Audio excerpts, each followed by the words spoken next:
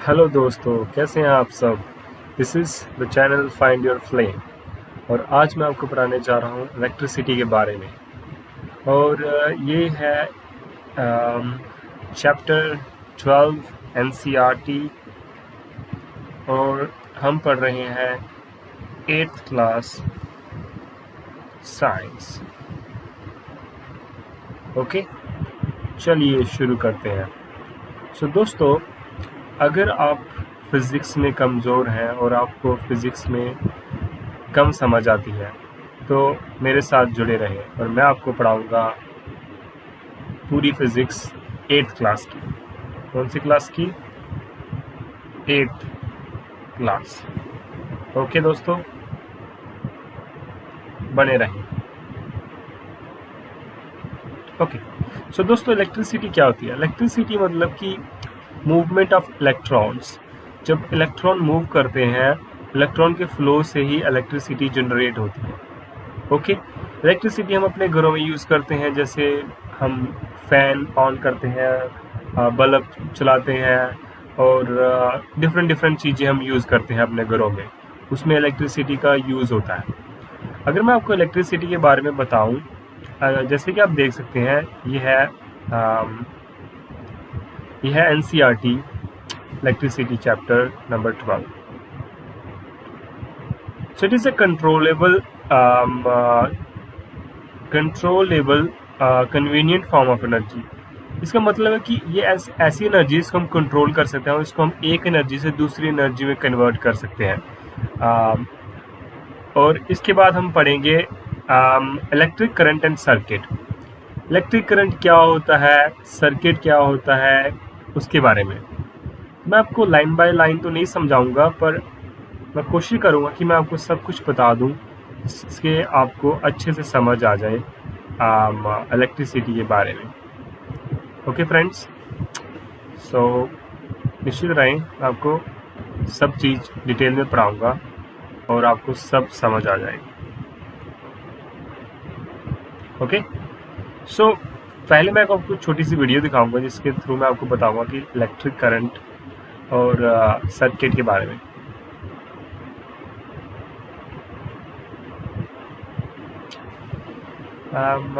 Just एक minute दीजिए। Okay, electricity means विद्युत हिंदी में। सबसे पहले आपको इलेक्ट्रिसिटी के बारे में जानने से पहले आपको पता होना चाहिए कि एटम्स क्या होते हैं। एटम एक यूनिट होता है किसी भी मटेरियल का, और एटम्स के अंदर एटम से बनते हैं मॉलिक्यूल्स। बहुत सारे एटम जुड़ के बनते हैं मॉलिक्यूल्स, और बहुत सारे मॉलिक्यूल्स जुड़ के बनते हैं सेल। इनसाइड एटम क्या होता है? तीन चीजें होती हैं मेनली, उनको हम कहते हैं प्रोटॉन, न्यूट्रॉन, इलेक्ट्रॉन। प्रोटॉन जो होते हैं वो होते हैं पॉजिटिवली चार्ज पार्टिकल, इलेक्ट्रॉन वो होते हैं जो कि नेगेटिवली चार्ज पार्टिकल, और न्यूट्रॉन्स वो होते हैं जो होते हैं न्यूट्रल, जिनमें कोई चार्ज नहीं होता है। अब ये चार्ज क्या होता है वो भी आपको समझाएंगे। और सेंटर को कहते हैं न्यूक्लियस, जैसे कि आप देख सकते हैं। अब जो मैंने आपको बता दिया, नो चार्ज, पॉजिटिव चार्ज और फ्लो ऑफ चार्ज से ही बनती है इलेक्ट्रिसिटी। अब होता क्या है,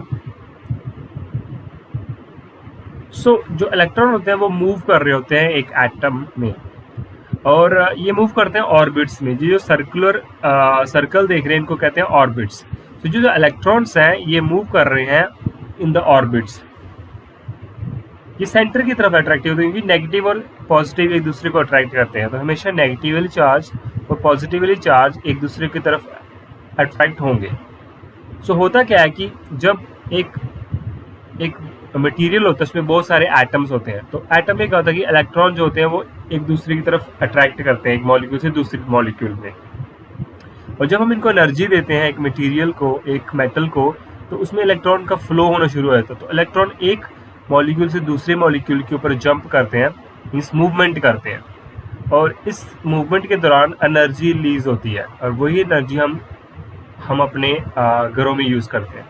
इस तरह से इलेक्ट्रॉन मूव करते हैं एटम से, एंड ऐसे हम एनर्जी यूज़ करते हैं। ओके दोस्तों।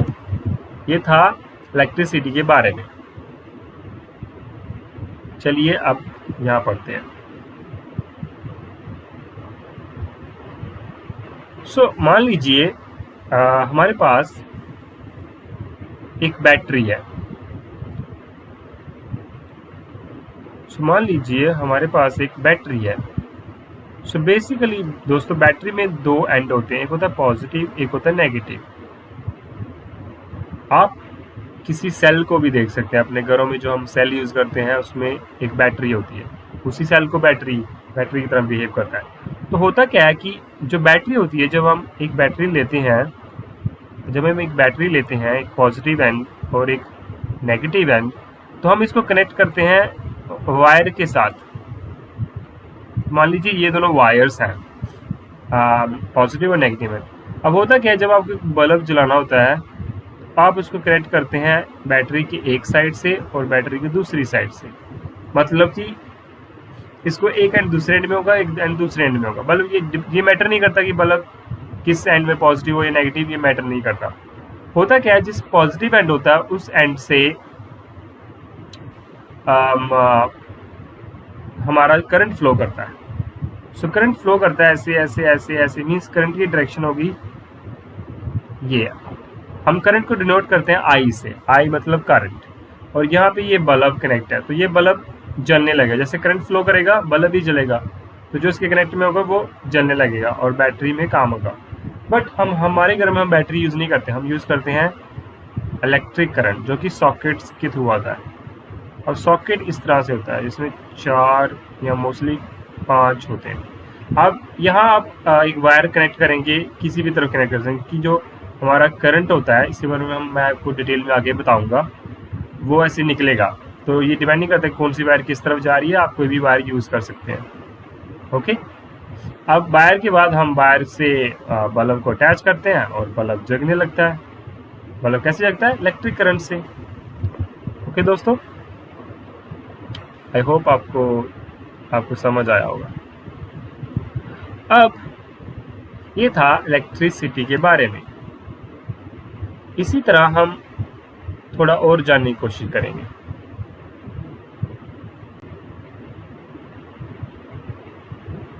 ओके,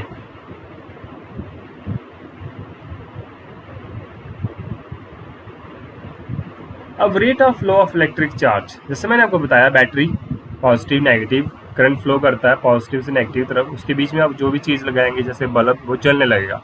अब एक फार्मूला होता है इलेक्ट्रिक करंट का, उसको कहते हैं नेट चार्ज बाय टाइम। ये बहुत सारे न्यूमेरिकल्स में यूज़ होगा, I = Q/T। सो ये याद रख लें।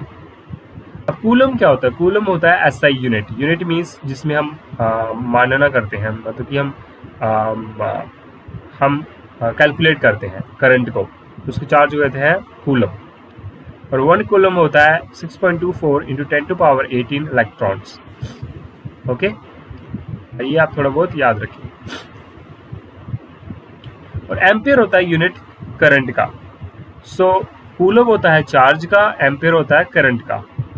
ओके, अब देखिए ये है एक बैटरी।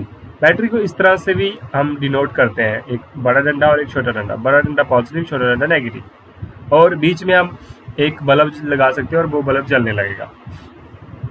और एमीटर एक ऐसा डिवाइस होता है जिससे हम कैलकुलेट करते हैं करंट को। ओके दोस्तों, आई होप आपको समझ आ रहा है। वापस चलते हैं NCERT में। तो यहाँ पे क्या कहता है? यहाँ पे कहता है कि we know the cell that is battery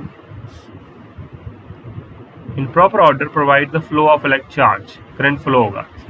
And we also have seen that the torch gives light when it switches on. So switch जब आप ऑन करेंगे वो चलना शुरू हो जाएगा। ओके, ये था इसके बारे में। अब देखिए यहाँ पे एक स्मॉल सर्किट बनाया हुआ है। अब मैं आपको बताता हूँ कि बैटरी को एक और तरीके से रिप्रेजेंट करते हैं, जैसे कि ये और ये। तो ये जो बड़ा वाला ये पॉजिटिव है, ये छोटा वाला नेगेटिव है। ये जो बड़ा वाला है ये पॉजिटिव है, छोटा वाला नेगेटिव है। मींस पॉजिटिव एंड से करंट चल रहा है, ये करंट का फ्लो है, फ्लो ऑफ चार्ज। और यहाँ पे एक छोटा सा बल्ब लगाया है ये बल्ब को रिप्रेजेंट किया है, और यहाँ पे एक एमीटर लगाया है जो कि कैलकुलेट करेगा करंट को, और ये सर्किट क्लोज हो गया। अब आपको दो चीज़ें पता होनी चाहिए, एक होता है circuit open, circuit close. Circuit open का मतलब होता है जब सर्किट टूटा हुआ है, मीन्स एक एंट्रेंस है जहाँ से आप उस क्लोज सर्किट में जा सकते हो, उस क्लोज लूप में जा सकते हो। तो जब सर्किट ओपन होता है, मीन्स ओपन सर्किट, इसका मतलब होता है कि इसमें करंट फ्लो नहीं करेगा, और जो बल्ब अगर आपने कनेक्ट किया होगा वो नहीं जलेगा, मीन्स वो रोशनी नहीं देगा। तो जब भी आपको एक बल्ब को जलाना होगा, आपको सर्किट को क्लोज करना पड़ेगा। जब तक सर्किट क्लोज नहीं होगा तब तक वो नहीं जलेगा। ओके फ्रेंड्स, और ये रहा वो formula I equals to Q upon T, means Q means charge and T means time, means कितने टाइम में वो मूव कर रहा है। So if a net charge Q flows across any cross sectional of a conductor means metal, ये formula use करते हैं, और इसकी वैल्यू होती है 60 × 10⁻18 और that is coulomb, that is the electric charge unit, जो आपको पता होना चाहिए। और एम्पियर, एम्पियर होता है यूनिट ऑफ करंट, जो मैंने आपको बताया। ओके फ्रेंड्स, चलिए अब यहाँ पे हमें एक क्वेश्चन पूछा गया है जो कि हम अभी सॉल्व करेंगे।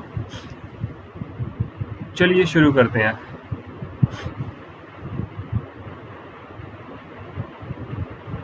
ये यहाँ पे लिखा हुआ है electric current flows in the circuit from the positive terminal, हमेशा ऐसा ही होगा, पॉजिटिव से शुरू करेगा नेगेटिव की तरफ जाएगा।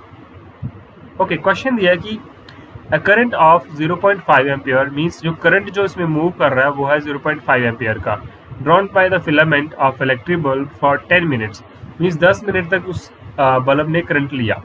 Find the amount of electric charge that flows through the circuit. अब ये पूछ रहा है कि क्या वो अमाउंट है इलेक्ट्रिक चार्ज का जो मूव कर रहा है। तो क्वेश्चन बड़ा आसान है, आपको पता है current equals to Q that is charge upon time. Charge कितना था, हमें बेसिकली चार्ज ही निकालना है।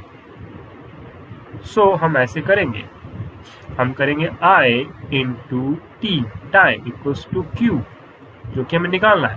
और आपको पता है चार्ज है 0.5, टाइम उसने बोला था 10 मिनट्स, बट हम इसको सेकेंड्स में निकालेंगे। ओके,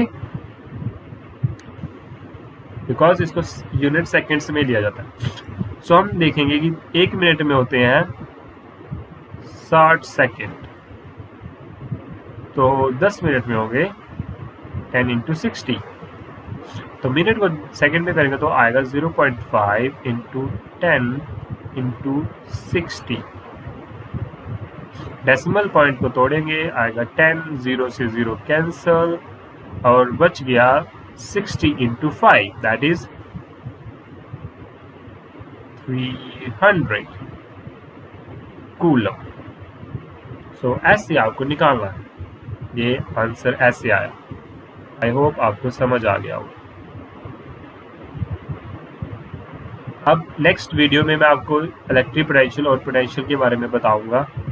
आई होप दोस्तों आपको करंट के बारे में समझ आ गया होगा, इलेक्ट्रिसिटी क्या होती है वो समझ आया होगा, ये क्वेश्चन कैसे सॉल्व किया एग्जाम्पल वो समझ आया होगा, और unit of electric that is charge coulomb and ampere is for the current, ये आप जरूर याद रखें, ये आपको पूछेगा।